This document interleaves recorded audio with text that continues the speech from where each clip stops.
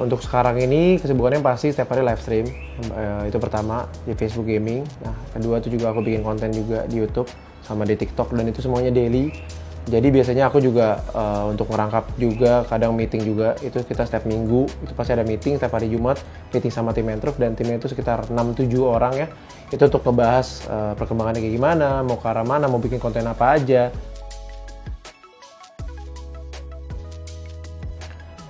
Jauh ya, kayak I think it was about 8 years ago, 2014 ya. Itu aku baru pertama kali itu mulai kayak gue pengen main secara serius gitu. Itu dari situ, dari Dota dulu. Terus aku juga sempet juga ke US juga, ke Amerika juga. Aku sempat jadi pelatih juga, pelatih internasional pertama dari Indonesia itu di India juga aku pernah. Habis itu aku balik, habis 2016 atau 2017 aku lupa. Itu aku main start di PUBG PC. Habis itu sampai 2018 kalau nggak salah, 2018 I think April atau Mei. Dari situ aku stop, baru masuk ke PUBG Mobile. Nah dari PUBG Mobile aku jalanin terus sampai sekarang. Dan di tengah-tengahnya itu ada Free Fire tuh. Aku juga sempet ibaratnya kayak jadi pelatih juga sekitar I think 1 tahun lah ya mungkin ya. Kurang lebih 1 tahun juga jadi pelatih both Free Fire sama PUBG Mobile. Nah sampai sekarang sih gitu. Kalau dari segi prestasi ya, yang paling berkesan itu kayaknya aku satu-satunya pelatih ya. Nggak tahu ya, mungkin di dunia atau di Indonesia, tapi yang pasti di Indonesia ya, itu yang bisa bikin 2 tim dengan 2 divisi yang berbeda, itu juara. Itu at the same time ya, itu menurut aku, itu prestasi terbesar sih.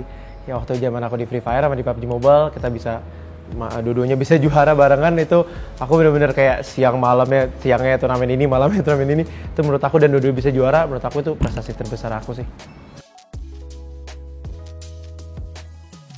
Sebenarnya aku udah jadi live streamer tuh sebenarnya sejak dari 2016. Dari waktu zaman aku masih di US, aku pertama kali ngawali karir jadi streamer 2016. Cuman kalau aku ngerasa streamer itu kayak sebenarnya aku main game. Dan karena aku tuh main game sukanya sendirian gitu, sebenarnya di dalamin gamenya ya aku lebih suka sendirian, makanya aku jarang collab, jarang squad dan lain-lain, mungkin karena introvert ya. Aku kalau denger banyak suara tuh pusing sebenarnya. Jadi aku sendirian tapi ada orang yang mau nonton ini gitu. Jadi ya udah aku ngobrol sama mereka kayak gitu biasanya sih. Aku ngerasa streaming itu suatu passionnya aku sih. Memang kadang-kadang pasti ada capeknya juga, ada senangnya juga, cuman menurut aku pribadi lebih banyak senangnya sih, karena seru-seru sih sebenarnya orangnya. Apalagi orang di Facebook tuh menurut aku unik-unik lah intinya gitu. Kalau streaming di Facebook Gaming pasti ngerasa banyak tantangan baru setiap harinya.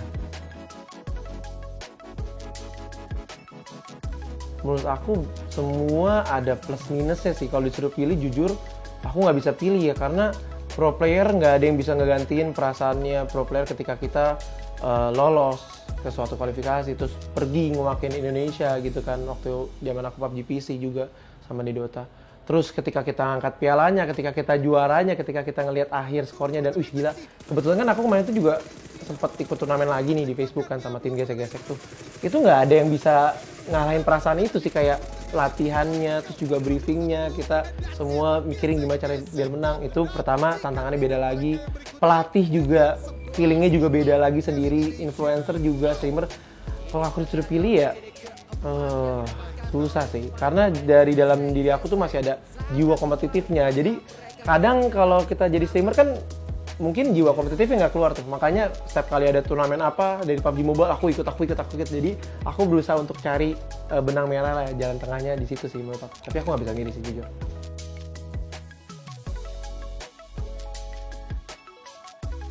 Jadi sebenarnya aku tuh lumayan bersyukur juga gitu, diajak sama Ervin awalnya gitu, diajak sama Ervin Larva, diajak juga sama Ane Firman awalnya. Itu mungkin kayak sekitar bulan Novemberan gitu, dan dia bilang, oh ini Desember nih ada turnamen gede banget nih, 500 juta gitu pokoknya. Aku langsung kayak, gila, boleh nih, mau ikut gitu. Dan aku di situ juga bersyukur juga ya, kayak sama pihak Facebook Gaming juga, sama Main Games juga, karena mereka benar-benar care sama kreatornya. Dan nggak cuman dan di sana tuh kita nggak cuma dapat kayak dari segi gaji doang, cuman dari mereka tuh juga mereka tuh nyediain kita untuk wadah untuk kita tanding kompetitif secara sportif, dan itu menurut aku panitianya, rulesnya, semuanya, hadiahnya, pokoknya semuanya benar-benar dari aku pribadi aku bersyukur banget sih aku jadi streamer di Facebook Gaming gitu. Nah terus perjalanannya kita awalnya berpikir ya udah kita 4 orang aja, tiba-tiba ada nambah 1 orang poker. Nah jadi dari situ kita rotasi pemain tuh, biasanya aku tukeran sama Ervin atau mungkin tukeran sama Arif Firman. Awalnya susah sih karena mereka kan konten kreator gitu. Mereka yang kompetitif itu cuman aku, mungkin Ervin dulunya pernah jadi pro player, sama Fokker yang sekarang masih jadi pro player di Boom.